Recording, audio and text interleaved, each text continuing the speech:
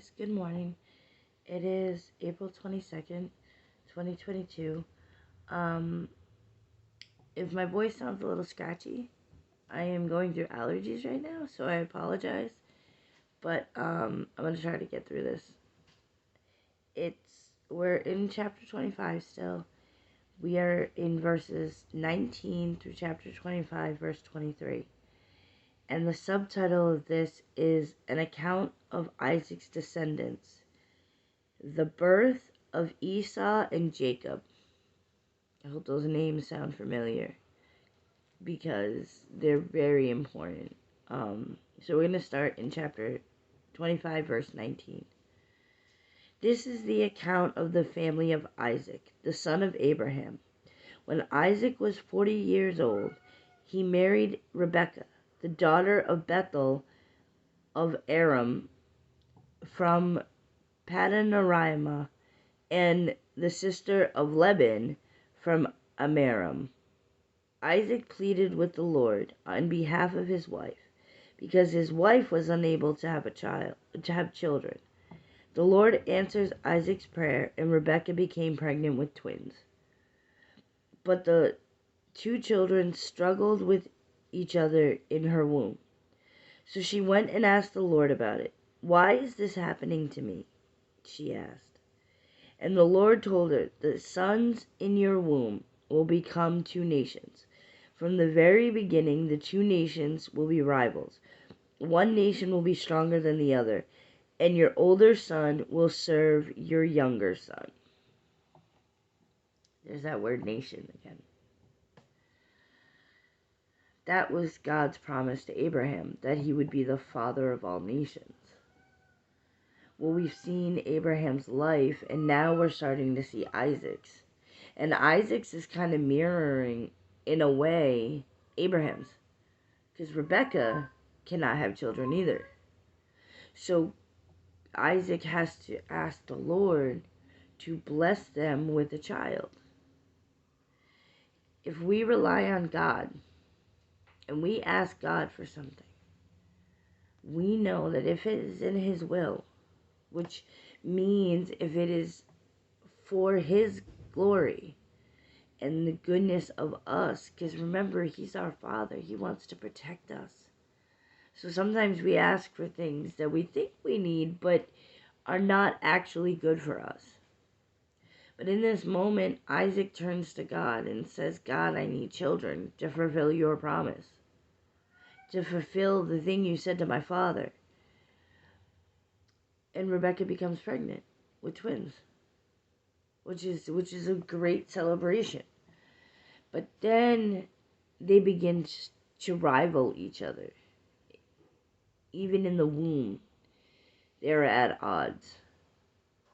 So God places more onto Rebekah and says, "Your children will be two nations."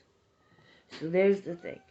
There's Ishmael's nations, there's Jacob and Esau's nations, all coming from Abraham. But these two nations will rival each other.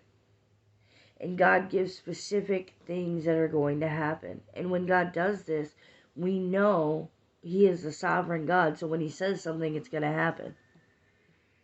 It says the older son is going to serve your younger son. So He's being very specific here. And sometimes we sit there and we say, "God, I don't understand the plan." And He's not very specific, but other times He points it out and He says specifically what's going to happen. I bet in this moment Rebekah is confused on why. Rebekah is still pregnant, so she doesn't know which twin will be born first and which twin will be born second. So some of this stuff is still where Rebekah has to ask, what do you mean? And sometimes we see that in our lives where God gives us specifics about certain things, but we're still like, but it's an impossibility. I see all these factors in my life, and I'm like, that don't add up.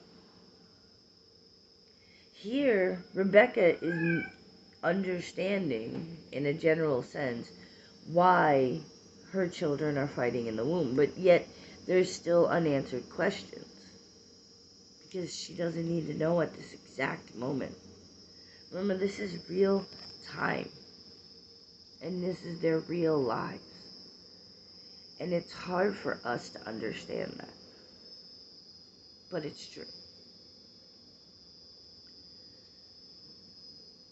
So, my question to you is, can you turn to God and say, okay, look, this is what I feel like you're saying to me, but I need to know.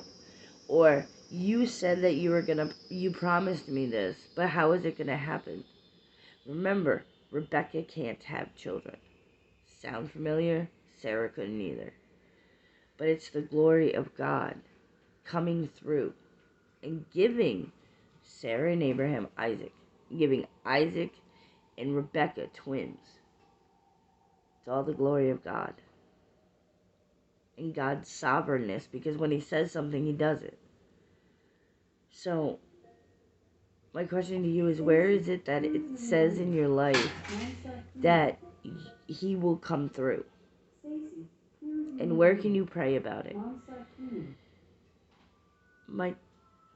So I hope today you see Jesus in all you do. And I hope today that you see God's promise all around you. And I hope you guys have a wonderful day.